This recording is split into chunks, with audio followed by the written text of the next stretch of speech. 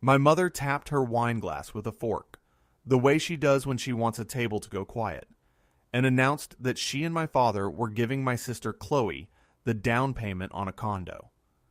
$340,000. Then she slid an envelope across the table to me. Inside was a $25 gift card to a chain restaurant we'd been to maybe twice. 11 minutes passed between that toast and the dessert menu. By the time the waiter came back, one of those two gifts wasn't happening anymore. It wasn't the gift card. My father had been hospitalized twice in the past 2 years, both times for arrhythmia scares that turned out to be manageable, but both times frightening enough that I'd sat in waiting rooms doing math about how much of his retirement account we'd need if either scare had gone differently. That's part of why watching $340,000 nearly get siphoned off felt less like sibling pettiness and more like an actual threat to how my parents were going to be okay if something happened to him. I should explain why I was even in a position to do anything about it.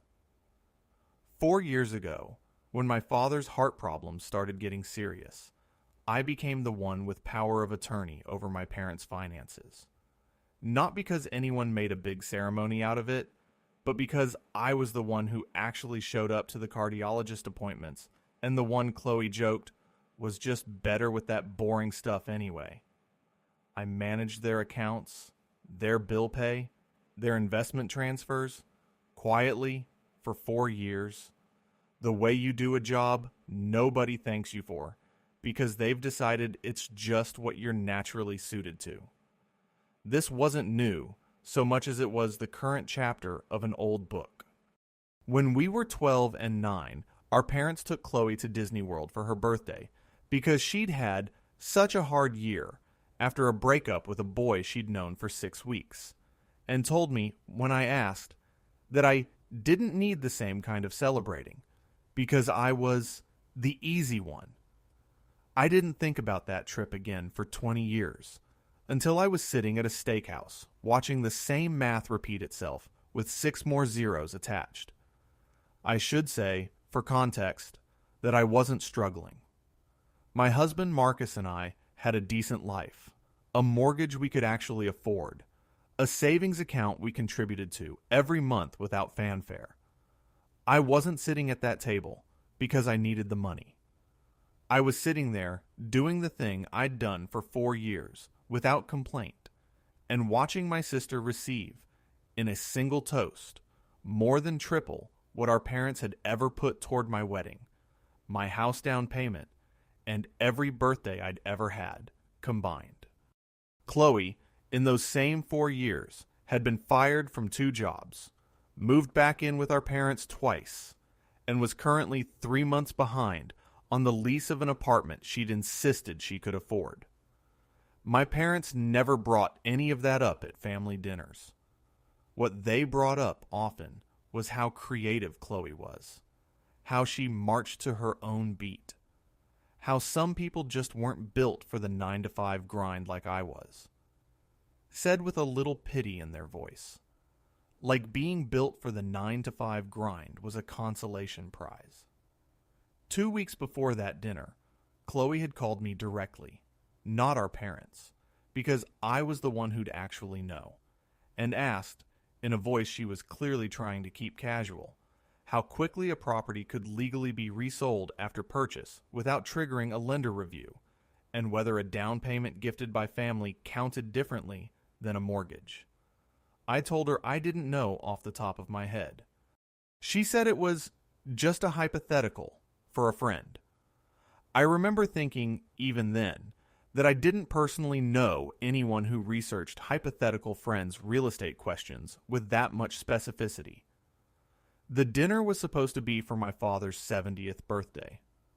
12 people, a private room at his favorite steakhouse, my mother in the dress she saves for occasions she's decided matter. I'd paid for a third of it myself, the part covering my parents' actual entrees, because I'd quietly noticed their retirement account had taken a bigger hit than usual that quarter, and didn't want to ask why in front of everyone. The toast came right after the entrees. My mother stood up, said some genuinely lovely things about my father, and then pivoted, without any warning, into announcing the condo.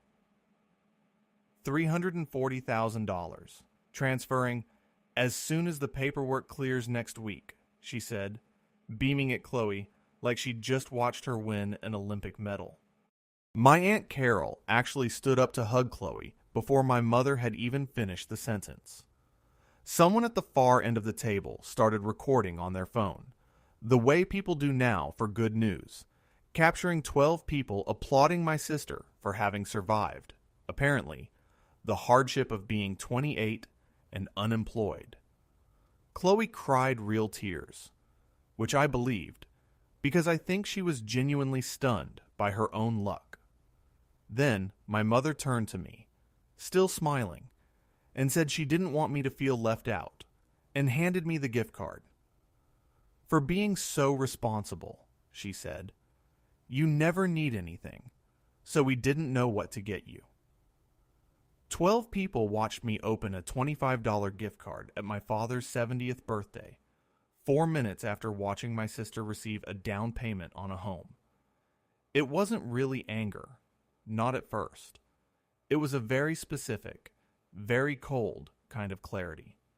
I sat there running numbers in my head, because running numbers in my head is apparently the one thing this family has decided I'm for. I knew exactly which account that $340,000 was coming out of, because I was the only person at that table with the login, and I understood, finally, what Chloe's hypothetical question 2 weeks earlier had actually been about. Sitting there, watching her cry grateful tears over a gift she was already planning to flip for cash, I understood it hadn't been idle at all. I didn't say anything at the table. I excused myself to the restroom, and from a bathroom stall at my father's birthday dinner, I called the after-hours line for the trust account, the one I still had authorization on. My hands were steady, which surprised me. I read the account number off a card I still, 4 years later, kept in my wallet, gave my date of birth and my mother's maiden name for verification, and placed a hold on any outgoing transfer above $10,000 pending my personal review. A hold I was legally entitled to place, and one that would sit there, invisible, until someone tried to actually move the money. The representative read the hold back to me twice to confirm it was active. I thanked her and flushed a toilet I hadn't used for the benefit of anyone listening outside the door. I came back to the table before dessert. Nobody noticed I'd been gone 11 minutes. I ordered the tiramisu. I sat through the rest of that dinner, smiling at the right moments, cutting my steak, answering my uncle's question about work, while somewhere in a server's queue, a hold was quietly attached to $340,000.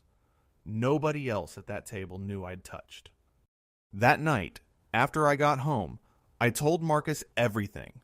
The toast, the gift card, the hold I'd placed from a bathroom stall 2 hours earlier.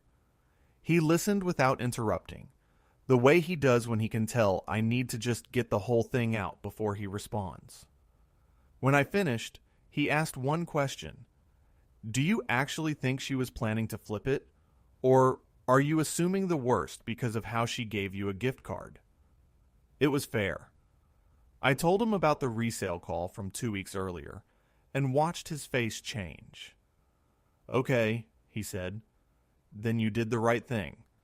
But you know this is going to blow up, right?" I told him I knew.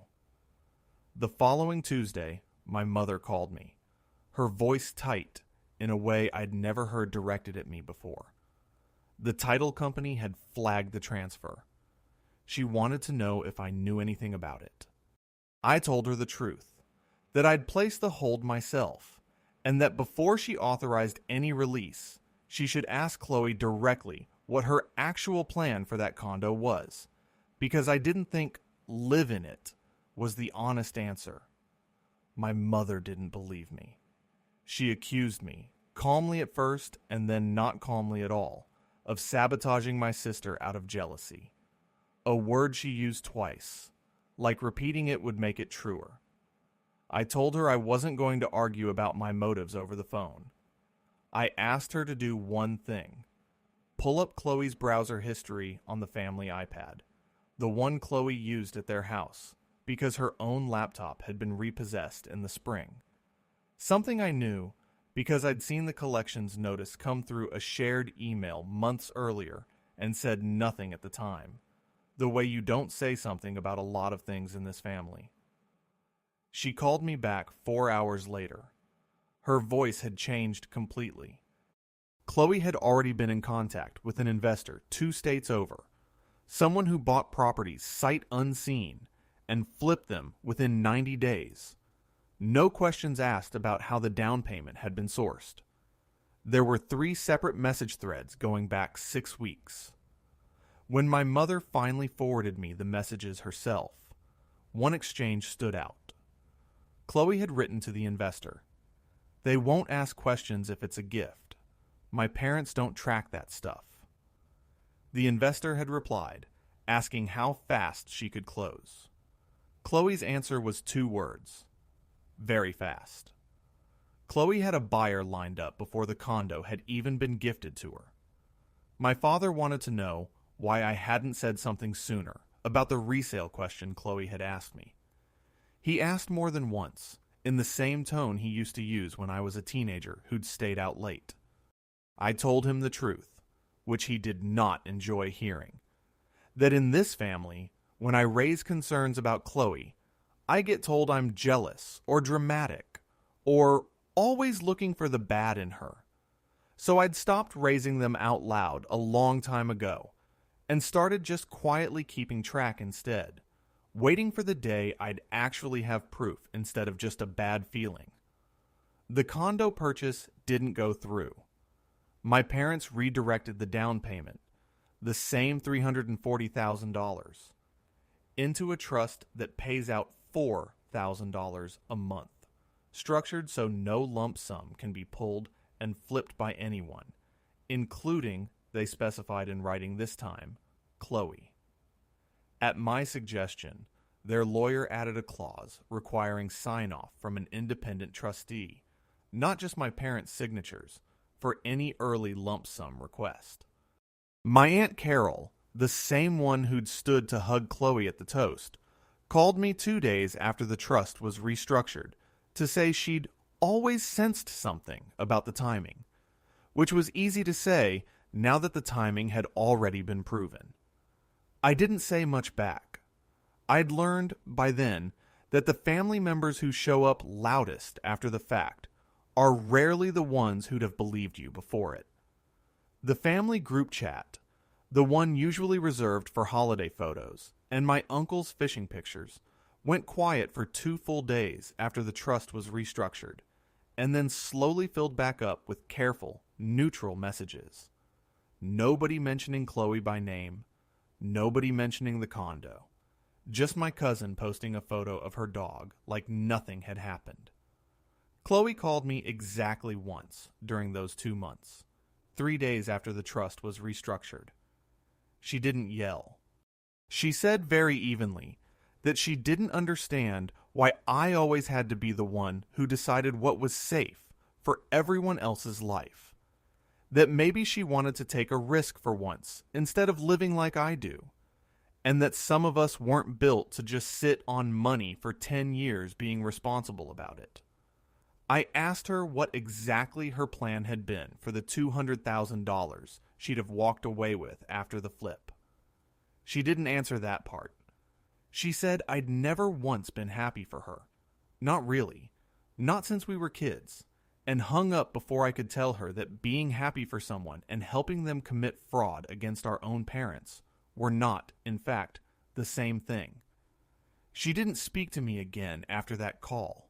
Not for 2 months. When she finally did reach out, it wasn't an apology.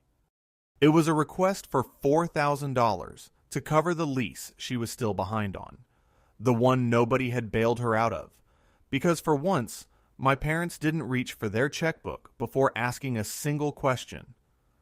I didn't give her the money. I did, however, help her put together an actual budget.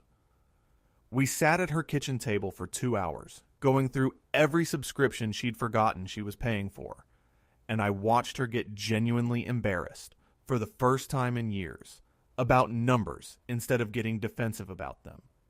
It wasn't an apology, but it was the first time she'd let me see the actual math instead of the story she usually told about it. Despite everything, she's still my sister, and there's a difference between refusing to fund someone's bad decisions and refusing to help them stop making new ones. Chloe's still working the same job she got about 4 months after the trust was restructured. A decent one, nothing dramatic, and as far as I know, she hasn't mentioned the condo, the investor, or that dinner since. We talk maybe twice a month now, mostly about nothing. I don't know if that's healing or just distance with better manners. I haven't decided if I need to know the difference yet. My parents never mentioned the gift card again. 3 weeks later, completely unprompted, my mother transferred me $8,000, a number she didn't explain, and I didn't ask her to. I think it was the closest she's able to come to admitting what 4 years of "you're just so responsible" actually cost me. I took it, and I put it toward the kind of vacation I'd been too responsible to book for the last 4 years. I think about that gift card sometimes, not with anger anymore, just as the moment the math finally became impossible to ignore. $25 against $340,000. It turned out to be the cheapest lesson my parents ever taught me about exactly where I stood, and the most expensive one Chloe ever taught herself about exactly how far she was willing to go.